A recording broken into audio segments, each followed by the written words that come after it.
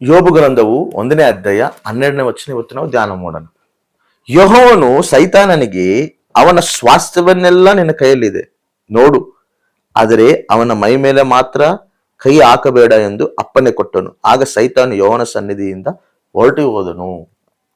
ಈ ಸಂದರ್ಭದಲ್ಲಿ ದೇವರು ಯೋಬನ ನೋಡಿ, ಯೋಬು ಭಕ್ತಿ ಜೀವಿತವು ದೇವರಿಗೆ ಬಹು ಮೆಚ್ಚುಗೆ ಆಗೈತೆ. ಬಹು ಮೆಚ್ಚುಗೆ ಆಗಿದ್ದಾಗ ಸೈತಾನನು ಆ ಪರಲೋಕದಲ್ಲಿ ತಿರುಗುತ್ತಿರುವಾಗ ಸೈತಾನ ಹೇಳ್ತಾನ, ನೀನ್ ಎಲ್ಲಿಂದ ಬಂದಿ ಅಂತ ಕೇಳ್ತಾನ. ನಾನು ಭೂಲೋಕದಲ್ಲಿ ಆ ಕಡೆ ಈ ಕಡೆ ತಿರುಕೊಂತ ಇಲ್ಲಿ ಬಂದಿನ ಅಂತ ಹೇಳ್ತಾನೆ. ಭೂಲೋಕದಲ್ಲಿ ನನ್ನ ಪ್ರಿಯವಾದ ಭಕ್ತನಿದಾನ, ನೀನ್ ನೋಡಿಯ, ಬಲು ನೀತಿವಂತನು. ಯಾರು ಆ ಭಕ್ತನು? ಯೋಬು ಭಕ್ತಿ. ನೀನು ನೋಡಿ. ನೋಡಿನಿ, ಅವನೆಷ್ಟು ನೀತಿವಂತನು, ಅವನೆಷ್ಟು ಪ್ರಿಯವಾದ ನನಗೆ ಅಂತೇಳಿ ದೇವರು ಹೇಳಿದಾಗ ಇವನು ಸಾತಾನ ಹೇಳ್ತಾನ, ನೀನು ಅವನ ಮೇಲೆ, ಅವನ ಕುಚ್ಚು ಮೇಲೆ ನಿನ್ನ ಕಂಚೆ ಹಾಕಿ, ಅದಕ್ಕೆ ಅವನು ನಿನ್ನ ಭಕ್ತಿ ಮಾಡ್ತದಾನ. ಅದೇ ನೀನು ಒಂದ್ಸಲ ಕಂಚೆ ತೆಗಿ, ಅವನು ನಾನು ಶೋಧಿಸ್ತೀನಿ, ಅವಾಗ ನಿನ್ನ ಹೆಂಗ್ ಭಕ್ತಿ ಮಾಡ್ತಾವ ನಾನು ನೋಡ್ತೀನಿ ಅಂತೇಳಿ ಸಾತಾನನು ದೇವರು ಹೇಳಿದಾಗ ದೇವ್ರೇನ್ ಮಾಡ್ತಾನ, ಸರಿ ನಾನು ಪರ್ಮಿಷನ್ ಕೊಡ್ತೀನಿ, ಕಂಚನ್ ನಾನು ತೆಗಿತೀನಿ, ನೀನು ಹೋಗಿ ಶೋಧಿಸು ಅಂತೇಳಿ ಪರ್ಮಿಷನ್ ಕೊಟ್ಟಾಗ ಆ ಪರ್ಮಿಷನ್ ತಗೊಂಡು ಸಾತಾನನು ಬಂದು ಯೋಬನ ಶೋಧಿಸ್ತದನು.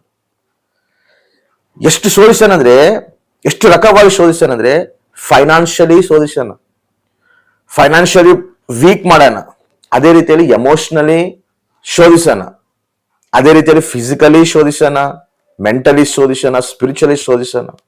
ಫೈನಾನ್ಷಿಯಲಿ ಶೋಧಿಸೋಣ ಅಂದ್ರೆ ಏನು? ಆಸ್ತಿ ಪಾಸ್ತಿ ಸಮಸ್ತವು ನಷ್ಟಪಡಿಸೋಣ.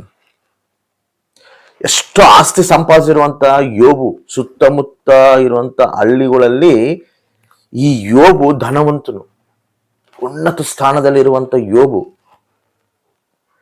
ಈ ಯೋಬನ ಆಸ್ತಿ ಪಾಸ್ತಿ ಸಮಸ್ತನ ಕಳ್ಕೊಂಡಂಗೆ ಮಾಡೋಣ.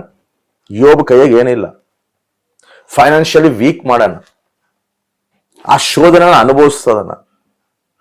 ಅದೇ ರೀತಿಯಲ್ಲಿ ಎಮೋಷನಲಿ ಶೋಧಿಸ್ತದನ, ಅಂದ್ರೆ ತನ್ನ ಮಕ್ಕಳು, ತನ್ನ ಕಣ್ಣು ಮುಂದೆನೆ ತನ್ನ ಮಕ್ಕಳು ಸಾವನ್ನು ನೋಡೋಣ. ಎಷ್ಟು ಮನಸ್ಸಿಗೆ ನೋವಾಗುವಂತ ಆ ಒಂದು ಶೋಧನೆ ಅದು. ಸ್ವಂತ ತನ್ನ ಹೊಟ್ಟೆಲಿಟ್ಟಿರೋ ಮಕ್ಕಳೇ ತನ್ನ ಕಣ್ಣು ಮುಂದೆ ಎಲ್ಲರೂ ಸಾಯ್ತಿದ್ರೆ ಅದೆಷ್ಟು ನೋವಿರುತ್ತೆ. ಆ ಶೋಧನೆಯನ್ನು ಕೂಡ ಯೋಬನ ಅನುಭವಿಸ್ತಾನ. ಆಸ್ತಿ ಎಲ್ಲ ನಷ್ಟಪಡಿಸ್ಕೊಂಡ, ತನ್ನ ಮಕ್ಕಳು ಕಣ್ಣಾರೆ ತನ್ನ ಮಕ್ಕಳು ಸಾವು ನೋಡೋಣ. ಅದೇ ರೀತಿಯಲ್ಲಿ ಯೋಬು ಮೈಯೆಲ್ಲ ರೋಗ, ಭಯಂಕರವಾಗಿ ಫಿಸಿಕಲ್ ಆಗಿ ಕೂಡ ಶೋಧನೆ ಅನುಭವಿಸ್ತಾನೆ. ಈ ಕಡೆ ಆಸ್ತಿನ ಕಳ್ಕೊಂಡನ, ಸಮಸ್ತನ ಕಳ್ಕೊಂಡನ, ಅದೇ ರೀತಿಯಲ್ಲಿ ಮಕ್ಕಳು ಕಳ್ಕೊಂಡನ, ತನ್ನ ಆರೋಗ್ಯ ಎಲ್ಲವೂ ಕೂಡ ಭಯಂಕರವಾಗಿ ಆ ಸಾಯುವಂತ ಸ್ಥಿತಿಗೆ ಹೋಗತ್ತೆ. ಆ ನೋವನ್ನು ಅನುಭವಿಸ್ತದನ. ಮಾನಸಿಕವಾಗಿ ಕೂಡ ಶೋಧಿಸಲ್ಪಟ್ಟನ. ಇವೆಲ್ಲ ಅನುಭವಿಸಿ ಎಷ್ಟು ಮಾನಸಿಕ ಒತ್ತಡ ಇರ್ತತಿ, ಎಷ್ಟು ಮಾನಸಿಕ ವೇದನೆ ಇರ್ತತಿ.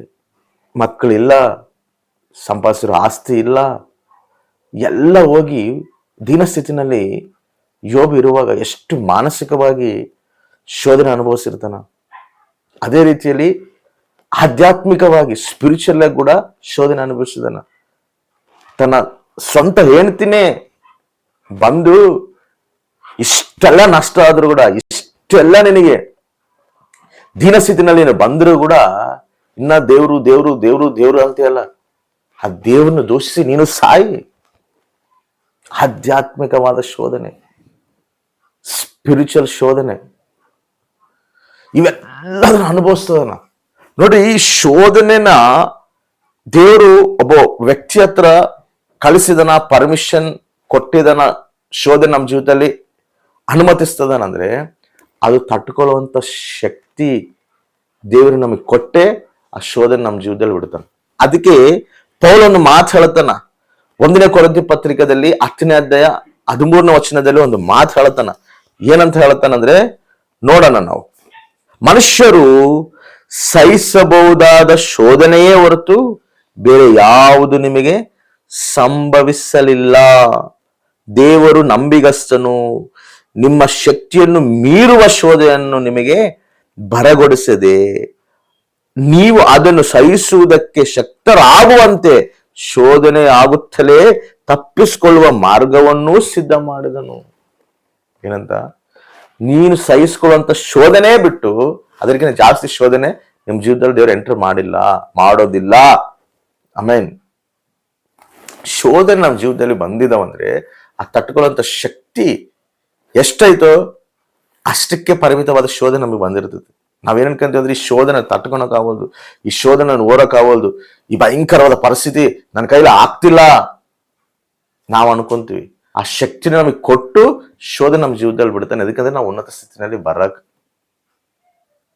ಈ ಯೋಬು ಅಷ್ಟು ಶೋಧನೆಗಳು ಅಂದ್ರೆ ಅವ್ನು ತಟ್ಕೊಳ್ಳುವಂತ ಶಕ್ತಿ ಯೋಬನ ಹತ್ರ ದೇವ್ರು ಕೊಟ್ಟು ಆಮೇಲೆ ಶೋಧನೆನ ಇನ್ನು ಎಂಟ್ರಿ ಮಾಡ್ತಾನೆ.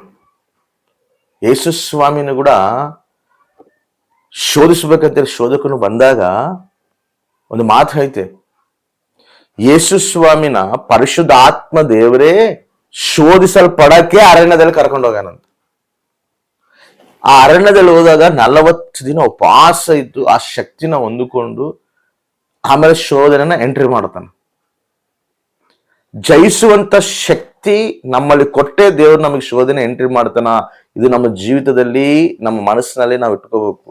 ಒಂದು ಶೋಧನೆ ನಮ್ಮ ಜೀವಿತದಲ್ಲಿ ಬಂದೈತಂದ್ರೆ ಆ ಜಯಿಸುವಂತ ಶಕ್ತಿ ಕೂಡ ದೇವ್ರು ನನಗೆ ಕೊಟ್ಟನ, ಅದಕ್ಕೆ ಈ ಶೋಧನೆ ನನಗೆ ಎಂಟ್ರಿ ಆಗೈತೆ, ಇದು ನಾನು ಜಯಿಸ್ತೀನಿ, ನಾನು ದೇವ್ರ ಹಿಡ್ಕೊಂಡು ನಾನು ಜಯಿಸ್ತೀನಿ ಅನ್ನೋ ವಿಶ್ವಾಸ ನಮ್ಮಲ್ಲಿ ಇಟ್ಕೊಂಡೆ ನಾವು ಅದನ್ನ ಎದುರಿಸ್ಬೇಕು. ತಪ್ಪಿಸ್ಕೊಳ್ಳುವಂತ ಮಾರ್ಗ ಕೂಡ ನಾನು ನಿನಗೆ ಸಿದ್ಧಪಡಿಸ್ತೀನಿ ಅಂತ ಹೇಳ್ತಾನೆ. ಆಮೇನ್, ಹಲ್ಲೆಲೂಯಾ. ಅದನ್ನ ಇಟ್ಕೊಂಡು ನಾವು ಹೋರಾಡಬೇಕು, ಅದನ್ನ ಇಟ್ಕೊಂಡು ನಾವು ನಡಿಬೇಕು.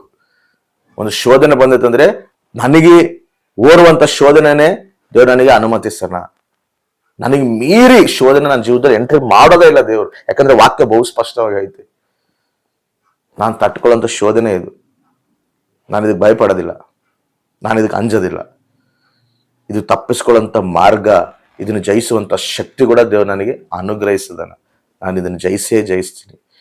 ಈ ಶೋಧನೆ ಎದಕ್ಕಂದ್ರೆ ನನ್ನ ಉನ್ನತ ಸ್ಥಾನಕ್ಕೆ ತರಕ, ನನ್ನ ಅನೇಕರ ಮುಂದೆ ಆಶೀರ್ವಾದಕರವಾಗಿ ನಿಂದ್ರಿಸಕ ಈ ಶೋಧನೆ ನನಗೆ ಎಂಟರ್ ಆಗೈತೆ. ಈ ಶೋಧನೆ ನಾನು ಜಯಿಸ್ತೀನಿ ಅನ್ನೋ ಒಂದು ವಿಶ್ವಾಸ, ಆ ನಂಬಿಕೆಯಲ್ಲಿದ್ದ ನಾವು ಎದುರಿಸಿದಾಗ ಆ ಶೋಧನೆ ಎಲ್ಲ ಜಯಿಸುವಂತ ಶಕ್ತಿ ದೇವರು ನಮ್ಮಲ್ಲಿ ತುಂಬಿಸಿ ಆ ಶೋಧನೆಯನ್ನು ಜಯಿಸಿ ಅನೇಕರಿಗೆ ಆಶೀರ್ವಾದಕರವಾಗಿ ನಮ್ಮನ್ನು ನಿಂದ್ರಿಸ್ತಾನೆ, ಮಾದರಿಕರವಾಗಿ ನಮ್ಮನ್ನು ನಿಂದ್ರಿಸ್ತಾನೆ, ತನ್ನ ನಾಮಗ ಮಹಿಮಕರವಾಗಿ ದೇವರು ನಮ್ಮನ್ನು ನಿಂದ್ರಿಸ್ತಾನೆ.